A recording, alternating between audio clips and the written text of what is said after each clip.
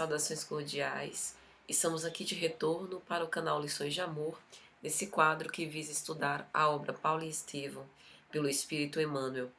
Nós estamos na segunda parte, no capítulo 8º, Martírio em Jerusalém, e hoje nós vamos fazer mais um recorte desse capítulo longo e cheio de aventuras com respeito ao nosso apóstolo dos gentios. Nós vimos no vídeo anterior que Paulo foi poupado por conta da intercessão de Cláudio Lísias, romano, que tinha intervido com o objetivo de postergar a sentença, digamos assim, proferida, promulgada contra Paulo no Sinédrio. E assim Paulo foi recolhido à cela e Cláudio Lísias fez o que tinha à sua disposição para dar alguma condição mínima de dignidade, com o objetivo de que Paulo, de uma forma assim, bastante direta, não perecesse. Então Emmanuel vai dizer que, experimentando justa simpatia por aquele homem valoroso e sincero, o tribuno, Cláudio Lísias, tomou novas providências a seu favor. O ex-doutor da lei estava mais satisfeito e aliviado. Teve um guarda para atendê-lo em qualquer necessidade, recebeu água em abundância, remédio, alimentos e a visita de amigos mais íntimos. Então, para ele, aqueles dias eram reconfortantes e faziam com que ele pudesse recobrar o ânimo para as lutas. Mas Emmanuel vai dizer que, não obstante o ânimo de Paulo permanecesse sereno e inquebrantável, era inegável o mal-estar físico, né? Ele já estava bastante cansado por conta das lutas, já havia sido muito maltratado e, de fato, isso agora pesava naquele momento.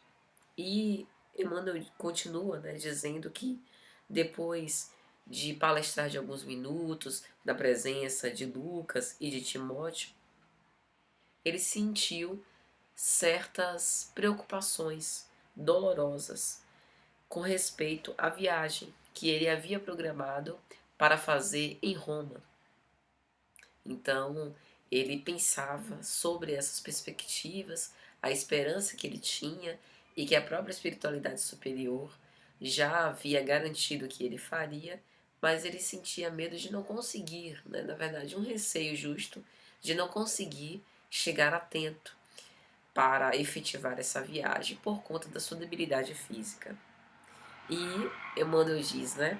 Caindo, porém, numa espécie de modorra, Paulo percebeu, como de outras vezes, que uma viva claridade inundava o cubículo ao mesmo tempo em que suavíssima voz lhe sussurrava.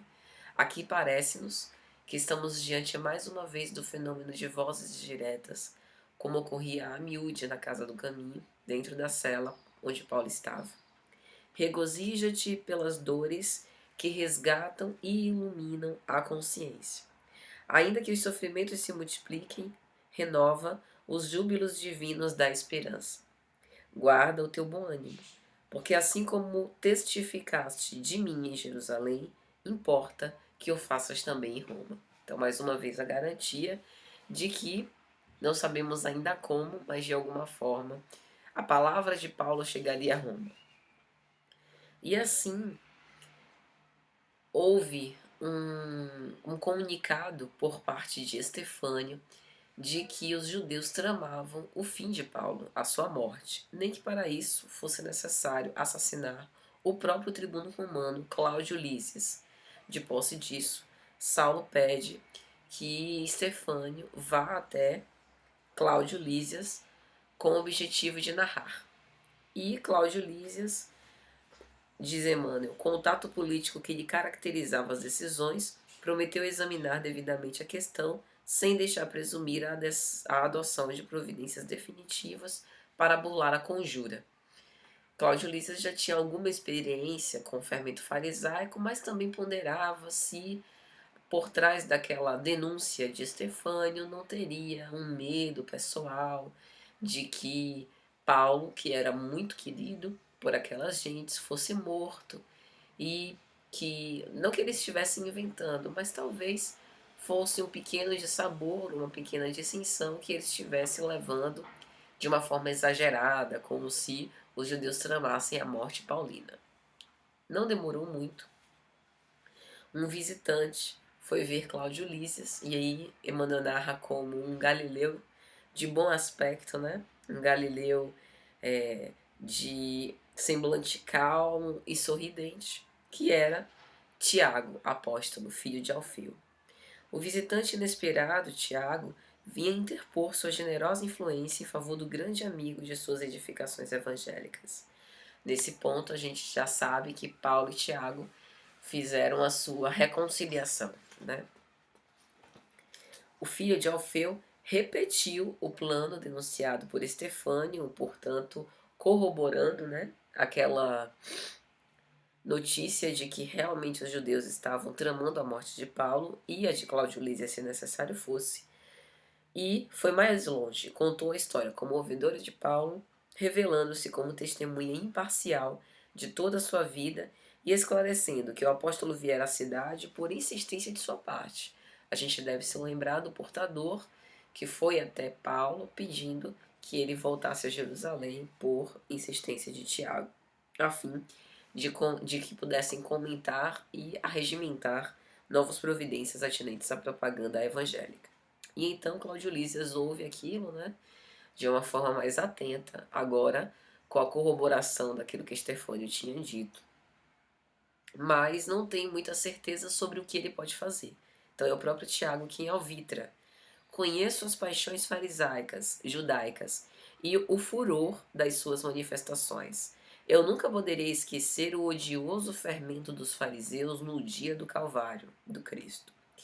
E aí ele dá a sugestão de que Paulo saia de Cena, vá para Cesareia, onde ele possa ter um julgamento mais justo, e essa medida, tirando Paulo de Cena, iria, de certa forma, desestruturar o circo que estava sendo armado pelos judeus. Então, a medida teria a virtude, diz Emmanuel, de subtrair o apóstolo do ambiente irritado de Jerusalém e faria abortar, de início, o plano de homicídio. Além disso, o tribuno permaneceria a salvo de suspeitas injustas, mantendo íntegras as tradições de respeito acerca do seu nome, por parte de judeus malevolentes e ingratos. Então, Cláudio Lísias ostensivamente não faria nada e tramaria-se essa fuga de Paulo para que, de certa forma, pudesse desestruturar essa conjura por parte dos judeus. Então, meus amigos, no próximo vídeo a gente vai ver como foi que essa cena se transcorreu. Até lá e um grande abraço.